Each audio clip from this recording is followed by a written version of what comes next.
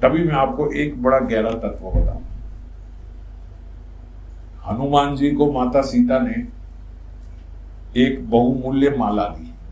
आपको मालूम है ना, जब युद्ध से आए तो विभीषण ने एक रावण की माला थी शायद, वो बड़ी बहुमूल्य माला थी, वो विभीषण ने सीता जी को गिफ्ट करी कि बड़ी दिव्य माला है, बड़ी बहुमूल्य माला है, ये आपके लिए है। सीता जी ने कहा ये तो मैं उसको दूंगी जो मेरे राम जी का, मेरे प्रभु का परम सेवक है, परम सहायक है, मैं उसको ये दूंगी। अब सभा में सब बैठे हैं, सारी वानर सेना बैठी, विभीषण खुद भी बैठे।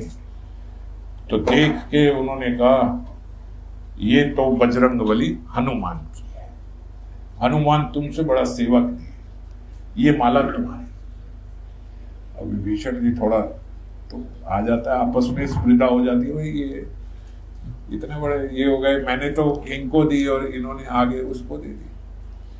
हनुमान जी ने देखी माला, मुंह से चबाई, तोड़ी, फेंक दी, मुंह से चबाई, तोड़ी, फेंक दी, 3-4 दाने तोड़ तब फेंक दी। विभीषण बड़ी सभा में खड़े हो गए, ये क्या हो रहा है, ये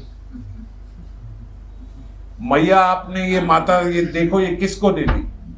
रहा तो वानर का वानर ही ना, आपने एक वानर को इतनी बहुमूल्य और दिव्य माला दे दी, वो देखो उसने भाग के फेंक दी, तोड़ ताड़ के सारी फेंक दी। हनुमान जी ने कहा भाई दिव्य आपके लिए होगी और आभूषण सब ये आपके लिए होंगे, ना तो मुझे इसमें कोई दिव्य लगा, ना कोई महंगी लगी, ना कुछ लगी, मेरे लिए तो 2 कौड़ी की भी नहीं है, क्योंकि मेरे को इसके भीतर मेरे राम और सीता जी के दर्शन नहीं हुए। अब ये यहां तक तो आप सब जानते थे। अब प्रश्न ये है कि हनुमान कोटि का कोई सरीखा भक्त हो तो उसको तो पूरा विश्व राम और सीतामय दिखता है, सारा जगत राममय है।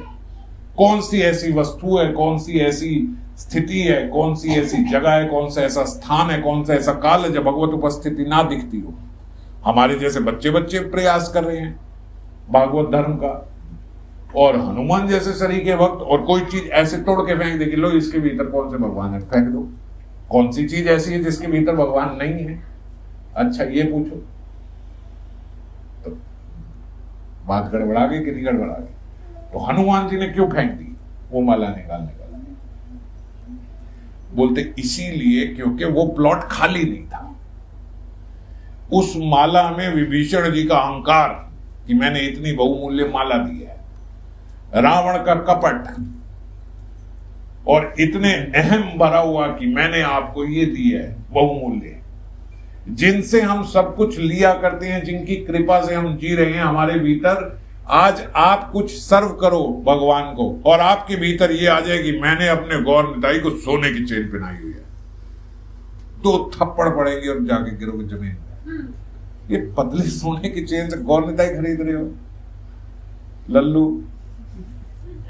तो इसीलिए उनके अंदर जो ये अहंकार आया, ये अभिमान आया, वो अभिमान और अहंकार के भीतर वहां पे राम और सीता जी के दर्शन नहीं हुए। इसलिए स्पष्ट लिखा दर्शन नहीं हुए उसके भीतर,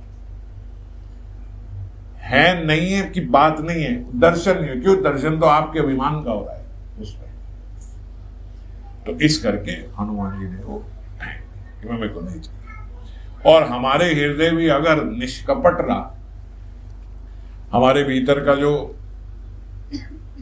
भाव है उसके भीतर वासना नहीं रही, उसके लिए उसके भीतर इस जगत का अहंकार नहीं रहा, तो हमारे भीतर भी भगवान का प्रवेश हो जाएगा। तो ये हृदय भी भगवान का हो जाएगा। इस हृदय में भी किशोरी जी की वृत्ति आ जाएगी और फिर जो आप सेवा करोगे वो सेवा के लिए कृष्ण भी ललायित होंगे और वो आपकी सेवा का पदार्थ तो कृष्ण पाएंगे पर आपका भाव गौर सुंदर पाएंगे। इतने कृपालु महाप्रभु हैं। ऐसे नहीं बोला कि ये महाकृपालु है। क्यों महाकृपालु है? वो रुकते नहीं है केवल शरबत तक, फिर वो आप बनना चाहते हैं।